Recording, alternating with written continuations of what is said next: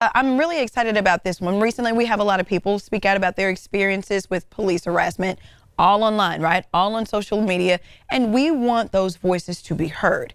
Jade Naraine was a victim of police harassment herself and is making it her mission to help others on what they need to do when they're put in that same situation. First off, Jade, I want to say thank you so much for being brave enough to step up, because this isn't an easy issue to talk about.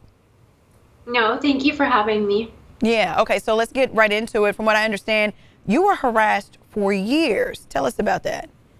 Yes, so it started in 2014. I had an investor for my music career. I'm a Canadian country singer, and the relationship went badly when he tried to cross the line and he made some sexual advances, and he would not provide the outstanding payment unless I obliged with his sexual advances. I refused to, but I continued asking for the payment. And what he did is he reported my demands for my payment as harassment and extortion. So, when I was charged, the officer in charge, the detective in charge, took my passport. And normally passports are not to be taken for people who are charged unless it's like severe crimes like trafficking or murder or things where it poses a safety risk. And I was a Canadian born, a young girl, very minor charges. I ended up not getting any criminal record out of it. But I was a traveling singer at the time, and in the USA I was charting in the States. And I needed to travel for my career. And when the case was closed, I was entitled to have my documents back, and she refused to give my passport back. So I applied for a new one, and when I applied for a new one, Passport Canada denied me a passport for 5 years. So I had to go to court, and I did a judicial review of the Passport Canada's decision to deny me a passport, and two judges ruled in my favor. Two federal court judges ruled in my favor and took issue with the fact that it was taken. And that my Charter of Rights had been breached by Passport Canada. And since then, I pursued an action against Toronto Police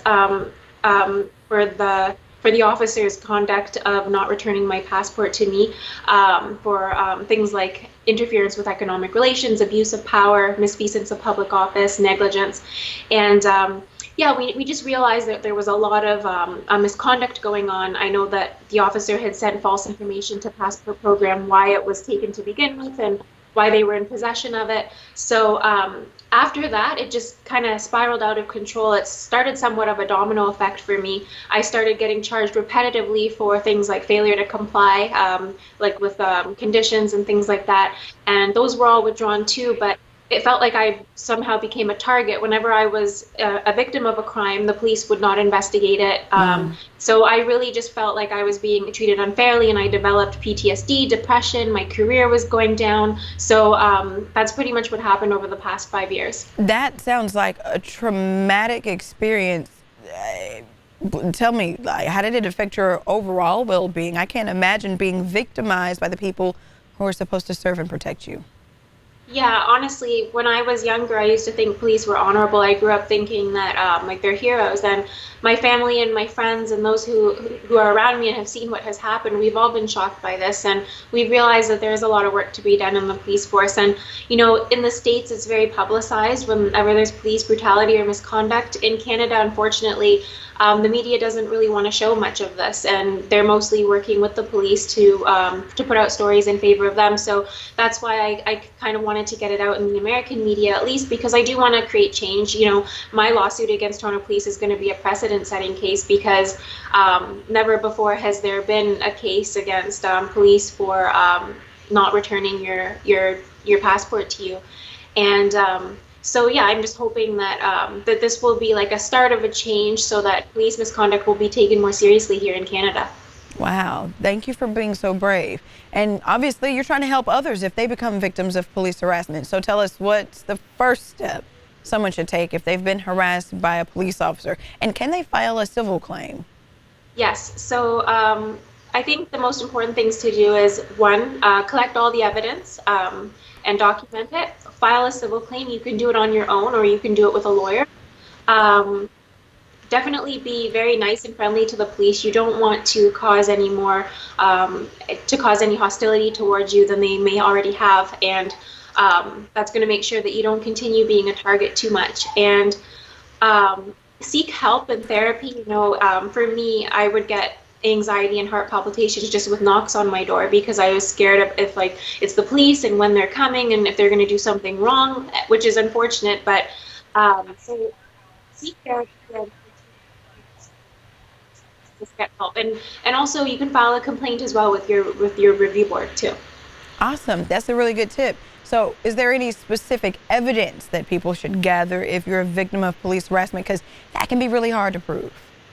Yes, yeah, the hardest things to prove is conspiracies and things where officers are doing things behind closed doors. But definitely, if it's a physical attack, take photos of it.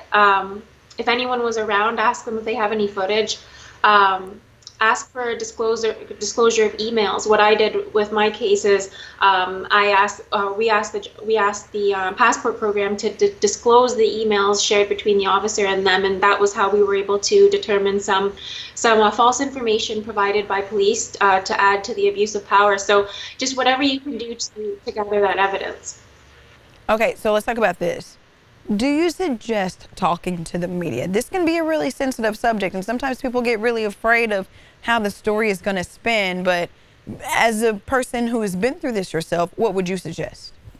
So it is scary to talk to the media. I mean, it's like you're going up against heavy institutions.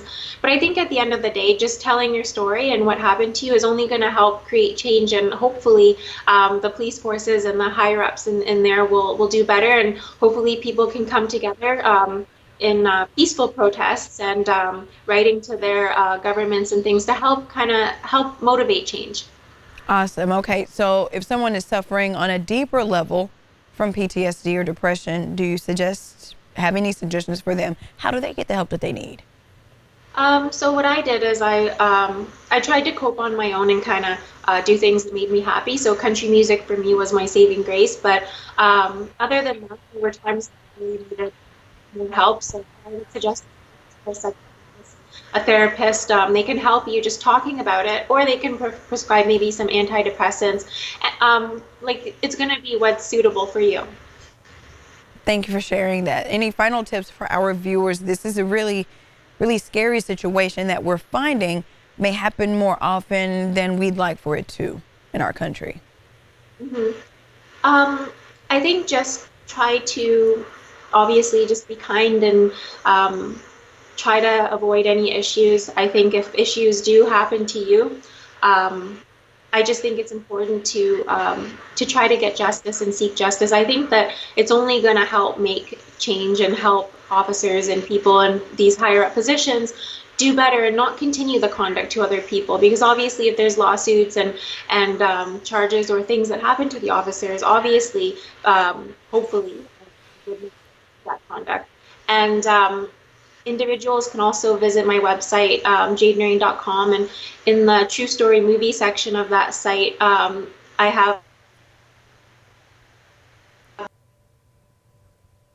it's a legal fund to help me continue with my lawsuit against Toronto Police, and also to just continue creating change in Canada to make sure that the police don't engage in such harsh misconduct.